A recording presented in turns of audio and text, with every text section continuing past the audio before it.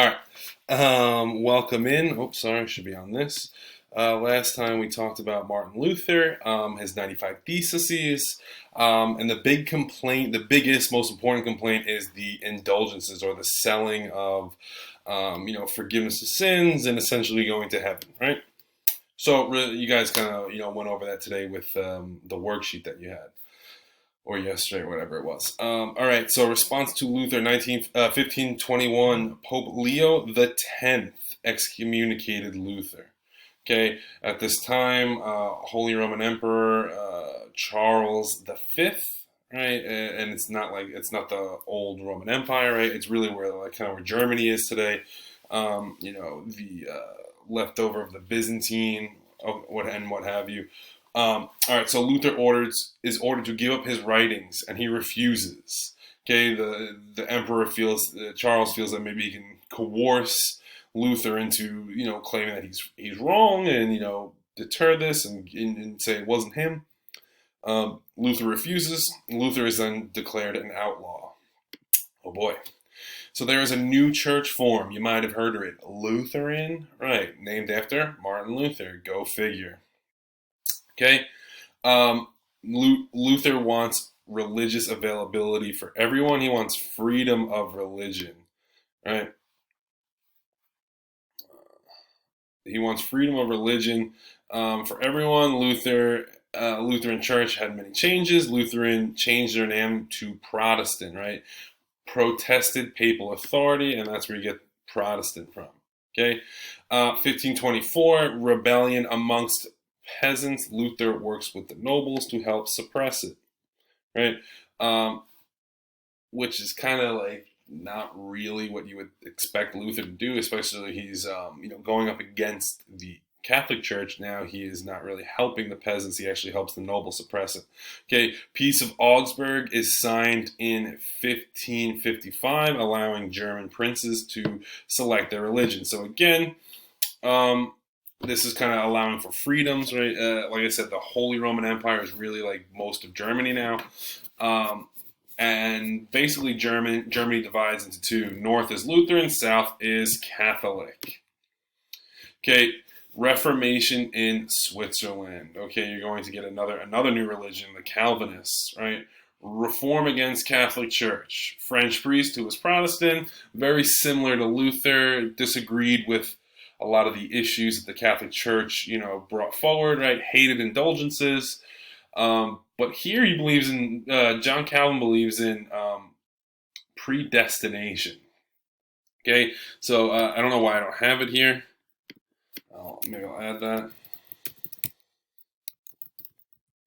Believes in predestination, right? What does that mean? Well, this will give you a kick. So we're against indulgences here in Calvinism, but we do believe in predestination, which tells you that God has determined before you were born who is going to heaven and who is not.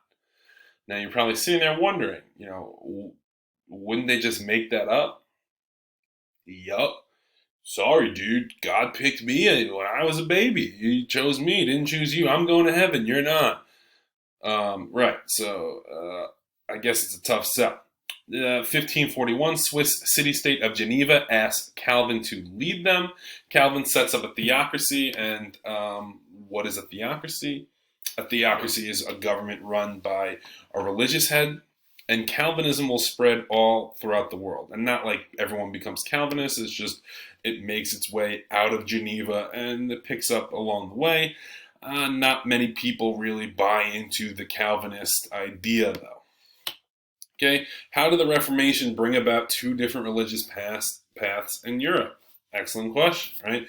Reformation was the change, right? They wanted to change the Catholic Church. They wanted to get rid of the power that they had. Remember the indulgences as well as the secular influence, right? We talked about in the past about how influential the Pope was and how he had armies. Now today we don't have popes that have armies. So it is interesting that how the Reformation and really the Renaissance along with it kind of all this together kind of mixes together and creates these new religions, right? So people are questioning the church. and their actions and their behaviors. We're going to get later onto the scientific method, which always will question the church, right? Science and church, they're always going back and forth with each other. Okay, always fighting against each other's beliefs. Um, so the Reformation really kind of brings questioning, I guess you could say, right? People were questioning, is this really what we should be doing, or they're questioning their faith. Okay, Reformation of the Catholic Church continues. Protestant Reformation leads to many different changes and many different sects, right? Sections. There are the Lutherans, there are the Calvinists, there are the Anabaptists. Okay, those will be three different groups, three different Lutheran groups that will kind of continue and spread throughout this time period, right? Where everyone was, basically you were Catholic or you were Muslim or you were Jewish, right? There wasn't many divisions of Catholicism. Okay, England has a Reformation as well. Okay, this is where we're going to get the Church of England, right? Henry VIII is a devout Catholic, and he will fight against the Protestants. Okay, his first wife, Catherine of Aragon, and after 18 years, she only has one child, and that is Mary Tudor, who we'll get to in a little bit. That's Bloody Mary. She's not a really nice lady. Okay, he demands an annulment, right? An annulment means he wants to null the wedding or the marriage, rather. The Catholic Church refuses; they don't allow annulments. Henry VIII says, "Fine, I'm going to make my own church." So think about that. He wanted to divorce his wife so badly that he actually went out and made his own church, so he could do so. He will appoint a man by the name of Thomas Cranmer to be the Archbishop of the Church of England. Thomas Cranmer will annul the marriage, and Henry will then marry Anne Boleyn, and they will have a daughter named Elizabeth, right? The other Boleyn girl, right? That's actually a movie. So Anne Boleyn gets divorced, has a new wife. Now what happens? Here's our friend King Henry, right? King Henry and all his wives. He will continue to divorce until he finds one that will provide him with a son. Really, really stand-up guy, I know. Okay, Henry and the Act of Supremacy makes Henry. The Act of Supremacy will then make Henry the head of the church. So he creates his own church. Then he's like, I'm also going to be the Pope of my own church. Essentially, is what he's saying. 1534, it is passed by Parliament, they allow it, and any Catholics who did not accept were executed. Okay, this is where, again, Thomas More comes back in. Remember we talked, I'm going to try and slide back up to Thomas More. He was a Catholic, he was a humanist, talking about people living in harmony. He refuses, poor Thomas More, and Thomas More is killed. Okay, Anne Boleyn is unable to provide a son. Oh, sorry, over here. So any Catholics who do not support are executed. Thomas More refuses to accept. He's excommunicated. He's executed, and then he is canonized. Right? If you guys remember what canonization is, the becoming of a saint. So Thomas More, Saint Thomas More. That's why he is Saint Thomas More, is because he was killed for his faith.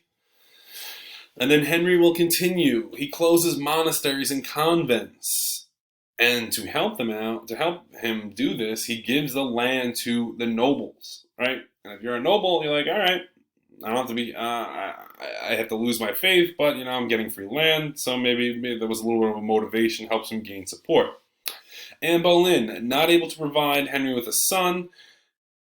Obviously, spoiler alert, Henry is going to divorce her, and this time he's going to kill her. Marries 4 more times. I wonder who the issue was, Henry. Marries 4 more times. Jane Seymour is the one who will finally provide him with a son. And that is Edward.